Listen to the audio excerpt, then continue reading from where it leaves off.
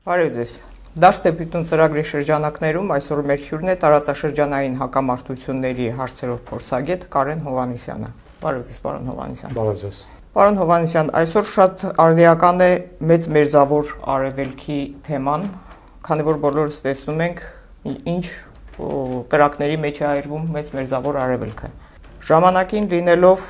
համաշխարհային զարգացման առաջատար եւ հիմնադիր, մեծ մերձավոր արևելքը հայտնի էր իր կոմունիկացիաներով,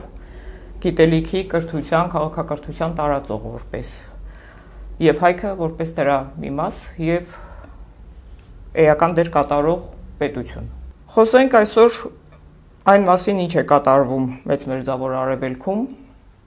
դրանց դրդապատճառները եւ իրադարձությունների ազդեցությունը Հայաստանի վրա։ Շնորհակալություն, մենք որպեսզի իրապես հասկանանք, թե ինչ է կատարվում մերձավոր արևելքում, պետք է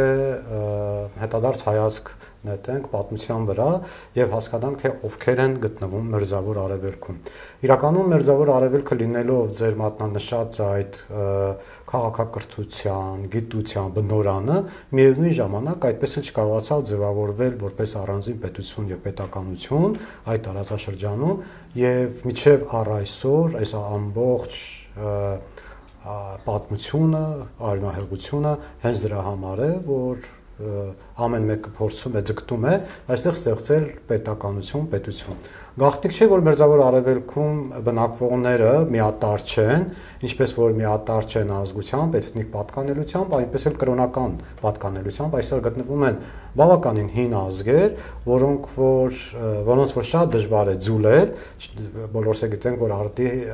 աշխարհում գնում է հենց այդ քաղաքականությունը, այդ ուղղությունն է գնում, որ պետք է ձուլվեն, բոլորը դառնան միատարր եւ այլն։ Եվ այս բարդ իրավիճակում տեղի ունենում այս բոլոր process-ները, գործընթացները։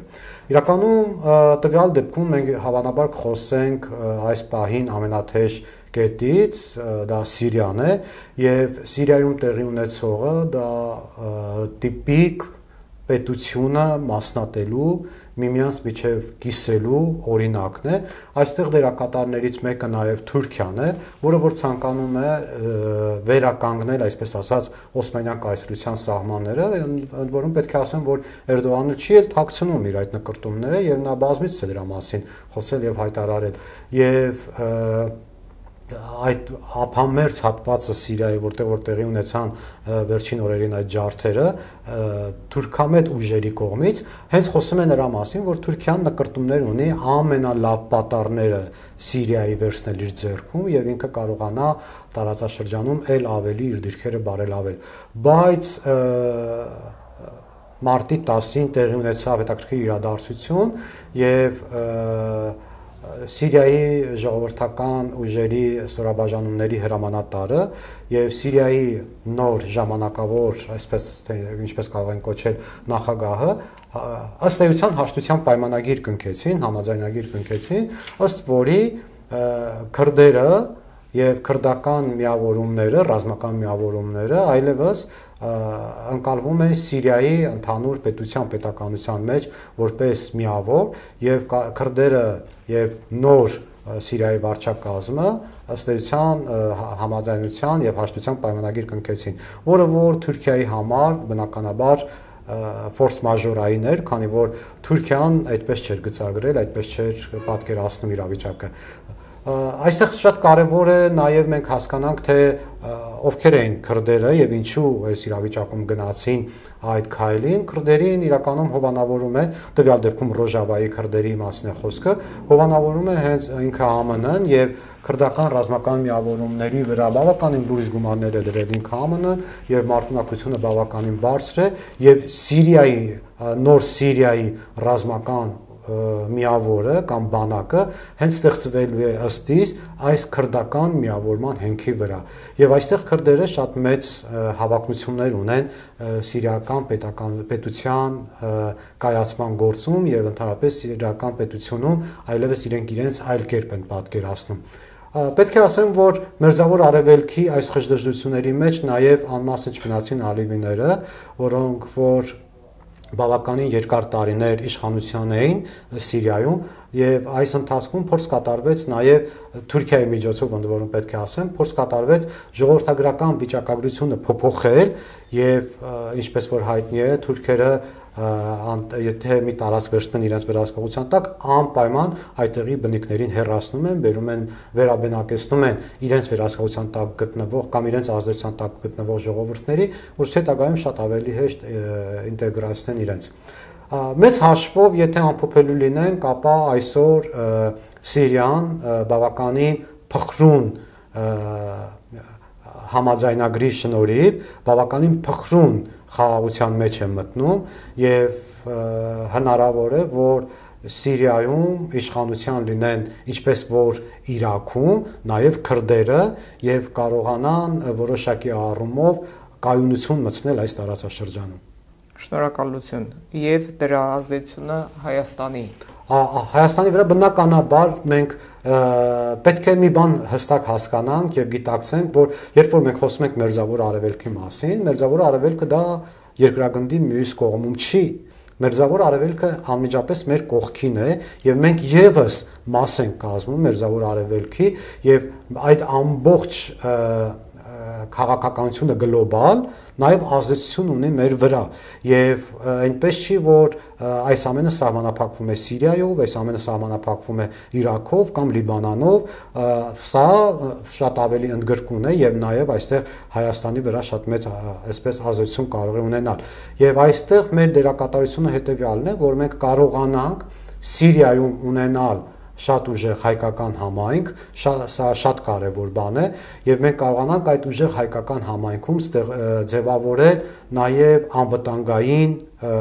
ռեսուրսներ, որոնք որ անհրաժեշտության դեպքում կապահովեն սիրիահայության անվտանգային ռեսուրսները։ Հայաստանի Հանրապետության վրա ազդեցությունը միանշանակ այն է, որ եթե օրինակի համար Սիրիան մասնատվի եւ պետությունների վերածվի, տարբեր պետությունների կամ անցնի որևէ պետության վերահսկողության տակ, ապա իսկ այդ որևէ պետությունը դա Թուրքիան է միանշանակ, ապա դրանից հետո Թուրքիան մյուս սահմանին է գալու, տվյալ դեպքում Հայաստանի Հանրապետության սահման, այսինքն այնտեղ որտեղ որ իր ձեռքը հնարավոր է հասնի։ Եվ այստեղ շատ կարեւոր է, որ մենք կարողանանք ճիշտ դիրքավորվել, կարողանանք մեզ ճիշտ այսպես դրսևորել եւ մեր դիվանագիտությունը ճիշտ աշխատեցնել։ Գիտեք, բավականին հետաքրքիր բան է տեղի ունենում, մենք անդադ փորձում ենք Մերձավոր Արևելքում տեղի ունեցողի մասին խոսել երրորդ դեմքով։ Մինչդեռ դա պետք է մենք անմիջապես խոսենք այնպես, ինչպես օրինակ մեր մոտ է տեղի ունենում։ Եվ այս դեպքում մենք կարողանանք ազդեցությունը, վատ ազդեցությունը գոնե մեղմել։ Չեք կարծում, որ այս պատերազմը ոչ միայն տարածքների եւ ռեսուրսների պատերազմ է, այլև քաղաքակրթական պատերազմ է, որովհետեւ Հայաստանը, որքան էլ այսօր փոքր ու քարտեզի վրա չի երևում, համաշխարհային քարտեզի վրա, այնուամենայնիվ ժամանակին եղել է, մենք այդ մասին նշեցինք, մեծ Մերձավոր Արևելքի մաս եւ եղել է քաղաքակրթություն տարածող հիմնամեխային երկրներից մեկը։ Եվ այս ամենը մինչև մեծ Մերձավոր Արևելքում ընդհանուր ձևով կպայթեր, սկսվեց Հայաստանից, Արցախով, Արցախի պատերազմներով, հայկական մշակութային արժեքները բնաջնջելով, հայ սերունդներին ինքնությունից կտրելով եւ այսօր դրա արդյունքում նաեւ պետական մակարդակով չի համարվում Հայաստանը մեծ Մերձավոր Արևելքի մի մաս, չի համարվում համաշխարհային քաղաքակրթական միավոր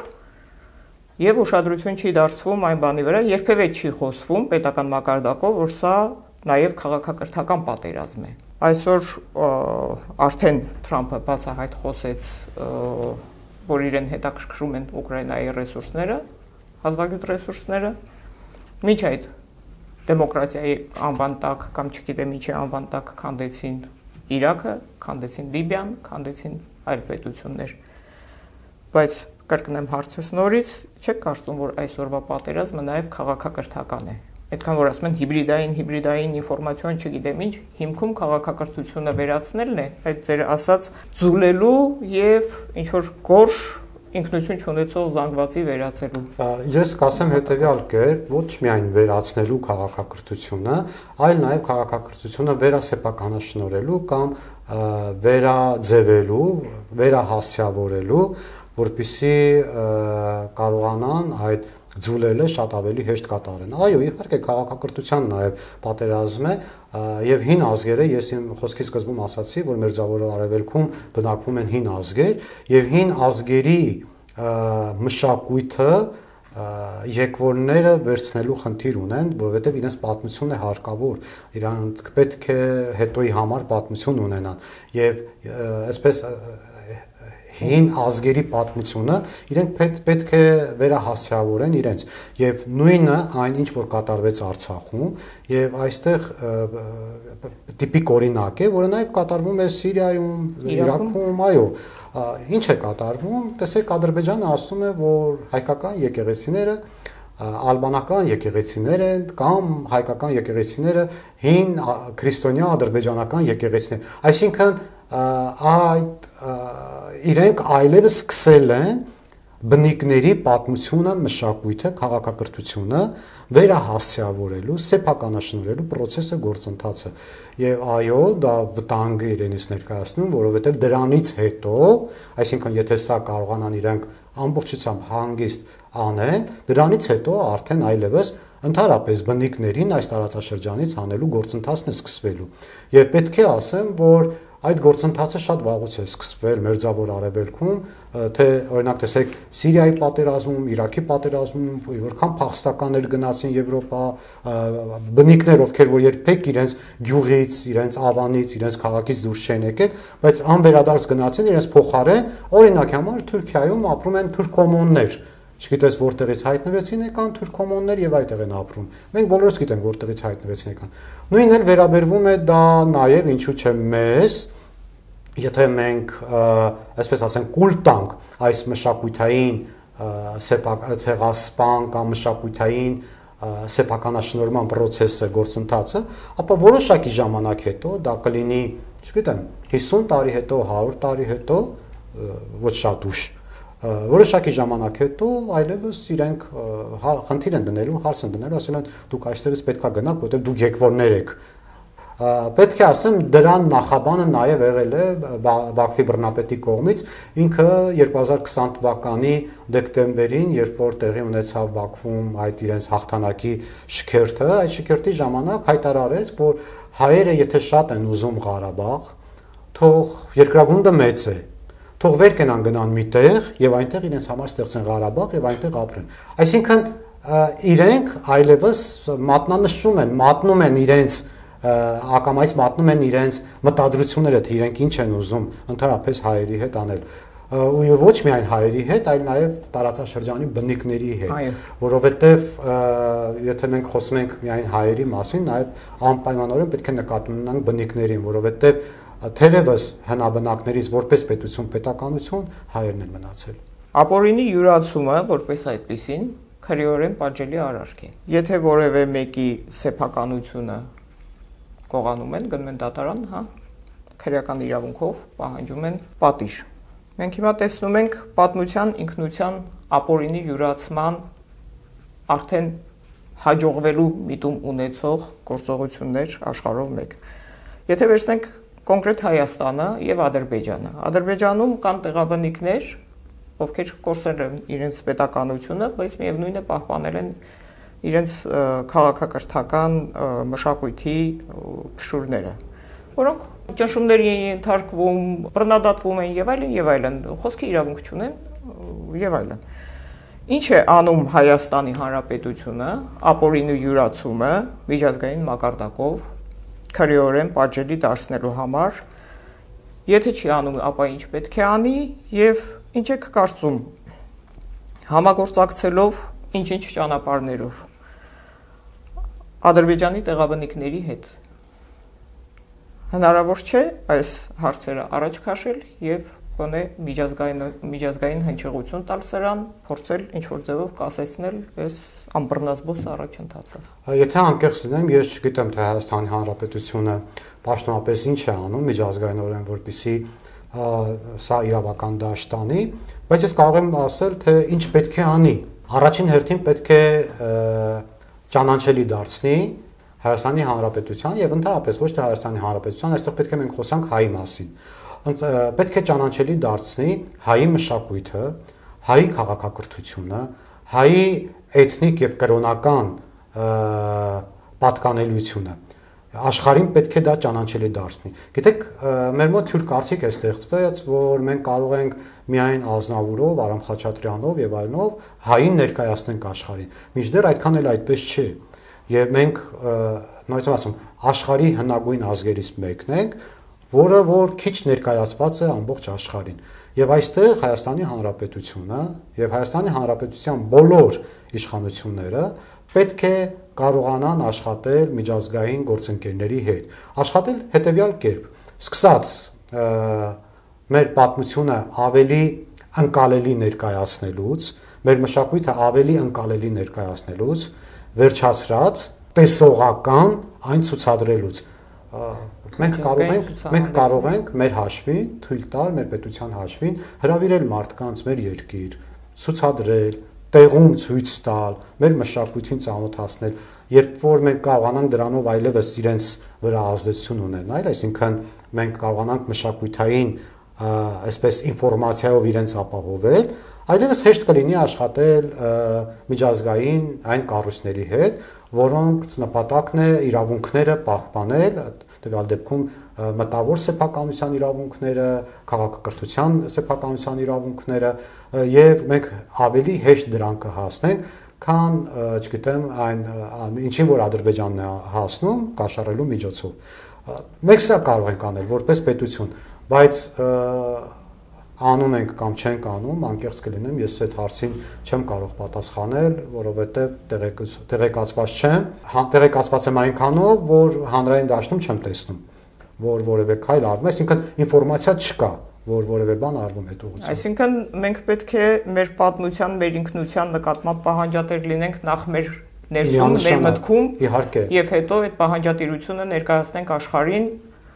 Որպես աշխարհը ճանաչի մեզ, իհարկե աշխարհը մեզ ճանաչի։ Ապացույցների պակաս չունենք։ Բազմաթիվ են, ես ինչ եմ ասում, որ պետք է մեր հաշվին հրավիրենք, բերենք, ցուցադրենք, ցույց տանք բնության մեջ, չգիտեմ, տարբեր տեղեր, մատենադարան, թանգարաններ, տարբեր տեղեր, այսինքն այդ մարդկանց մենք մեր մշակույթով, մեր քաղաքակրթության ինքնությունով մենք ցույց տանք, որ մենք եկել ենք ոչ թե մի քանի դար առաջ այստեղ, այլ մենք այստեղի բնիկներն ենք եւ մեր մշակույթը այսօր փորձում են վերաձևել, վերասեփականաշնորհել, դարձնել իրենց, որպեսզի հետագայում իրենք այս գործողությունները կատարեն։ Եվ միջազգային տատեր հայտեր ներկայացնենք ապօրինի յուրացման թեմայով։ Պարոն Հովհաննիսյան, քանի որ ձեզ ներկայացնում են նաեւ որպես ռազմական փորձագետ։ Չգիտեմ ինչքանով է դա այդպես, բայց լսեմ։ Ճիշտ ասած, ռազմական փորձագետ այդ տերմինի հետ այդքան էլ համաձայն չէի, բայց լրագրողական համայնքը կնքեց այդ անվանումը։ Ելնելով ձեր հարցազրույցներից, ձեր դատողություններից։ Ինչ եք կարծում, ինչպիսին պետք է լինի հայոց բանակը։ Որևէ տեսլական Տեսեք, դուք զրույցի սկզբում եւ ընթացքում անդադ շեշտում եք մեր քաղաքակրթությունը, մեր մշակույթը եւ այլն եւ հայկական բանակը, հայոց բանակը պետք է լինի հայկական բանակ։ Հայկական բանակի հենքերը պետք է հիմնված լինեն կամ հիմքերը հիմնված լինեն հայկական արքունիքի զորամիավորումների վրա։ Այսինքն մենք պետք է նորից գնանք պատմություն, ուսումնասիրենք մեր բանակը, մեր բանակի, երբեմն եղած մեր բանակը, բանակի ստորաբաժանումները, կարգ ու կանոնները, ընդհանրապես քաղաքականությունը, ռազմավարությունը եւ դրա հենքի վրա մենք մեր տեսլականը պատկերացնենք, թե ինչպիսին է արդեն դառնում հայկական բանակը։ Գիտեք, շատ դժվար ու բարդ է եւ նույնիսկ կործանարար է, եթե մենք փորձենք այլ երկրի, այլ քաղաքակրթության բանակային փորձը բերենք ներդնենք մեր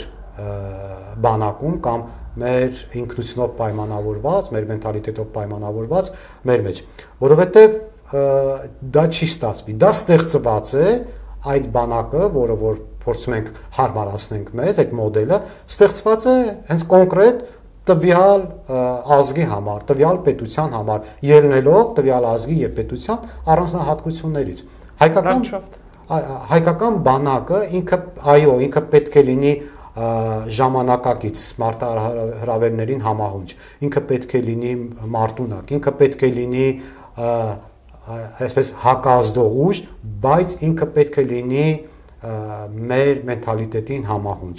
Այլապես մենք ունենանք այն բանակը, որը որ կա, այսինքն խորհրդային միության փլուզումից հետո խորհրդային բանակի ավերակների վրա ստեղծված մի բան, փառք ու պատիվ որ ստեղծեցին դա, բայց պետք է զարգացնել, հասցնել կամ փորձենք մենք ՆԱՏՕ-ից, Եվրոպայից կամ չգիտեմ որևէ տեղից վերցնենք բերենք, հարմարացնենք մեզ, մի հատ նախադասություն կրճատենք, մի հատ ավելացնենք, հարմարացնենք, հետո ասենք գիտեք ինչ չստացավ։ Այդպես չի կարող լինել։ Պետք է լինի հայկական բանակ յուրահատկություններով, առանձնահատկություններով, որ ելնելով մեր տարածաշրջանի հակամարտության առանձնահատկություններից, ելնելով մեր մենթալիտետի առանձնահատկություններից։ Եվ հայ զինվորին սովորեցնել ոչ միայն ռազմական արվեստը, այլև հայոց պատմությունը, հայոց ռազմական միտքը, այո, դա շատ կարևոր է։ Ընդհանրապես պետք է մենք բոլորս գիտակցենք եւ հայը պետք է գիտակցի, որ ինքը ոչ թե զինվոր է, ինքը մարտիկ է եւ մարտիկը ոչ միայն հրամաներ կատարող է, այլ նաեւ ինքը միտք ստեղծող է եւ ինքը գաղափար տվող է եւ երբ որ մենք կարողանանք զինվորից մարտիկ դարձնենք, մարտիկից ռազմիկ, մարտիկից ինչու՞ չէ, նաեւ ռազմիկ, այո, մենք կարողանանք այդ զինվորը մի կողմ թողենք, մարտիկ ունենալ, որը որ ինքը թե պատմությունը, թե իր էթնիկ-կրոնական պատկանելությունը եւ թե այն մտածմունքը, թե ինչու է ինքը գտնվում, ընդհանրենք այդ դիրքում վերլուծական, այլ ոչ թե, գիտեք, հիմա մեր զինվորների մոտ, շատերի մոտ չէ, մեր բանակում ասում են, մենք բանակում ենք դիրքում կանգնած ենք, որպեսզի ծնողներս հանգիստ քնեն։ Ոչ, դրա համար չենք, մենք նրա համար ենք, որպեսզի մեր պատմությունը շարունակվի։ Ոչ թե մեր ծնողը հանգիստ քնի։ Մեր ծնողը հանգիստ քնելու համար այդ նույն տրամաբանության մեջ կարելի է այլ պետությունում ստեղծել այդ իրավիճակը, այլ որ մեր պատմությունը հենց այս մեր բնորանում շարունակվի։ Այսինքն պետք է այս տեսակ նաև մտքի հեղափոխություններ լինեն, որովհետեւ մենք զինվորից մարտիկ դառնանք եւ մենք կարողանանք մեր, ոնց ասում, մեր այստեղ ապրելու իրավունքը վաստակենք։ Ինձ թվում է հայ զինվորը ծնողի հանգիստ քնելու մասին մտածում է մինչև առաջին ռազմական գործողությունները սկսվելը։ Դրանից հետո արդեն միանգամից կտրուկ մտածում է պետություն ունենալու։ Որովհետև արդեն այդ ժամանակ ինքը սկսում է մտածել։ Ոչ թե ինքը այլևս քարոզչության զոհ է, ճակերտներով ասում է այդ զոհ բառը,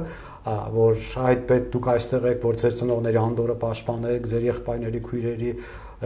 հայրենիքը պաշտպանեք, այլ դուք այստեղ եք, որ ձեր պետականությունը հավերժ լինի, որ ձեր պատմությունը անընդհատ գրվի, որ ձեր մասին խոսեն ներկայով, ձեր պետության մասին խոսեն ներկայով, այլ ոչ թե անցյալով։ Շնորհակալություն։ Շնորհակալ եմ։ Միշտ նոր հանդիպում։ Ստեսյուն, բարեկամներ։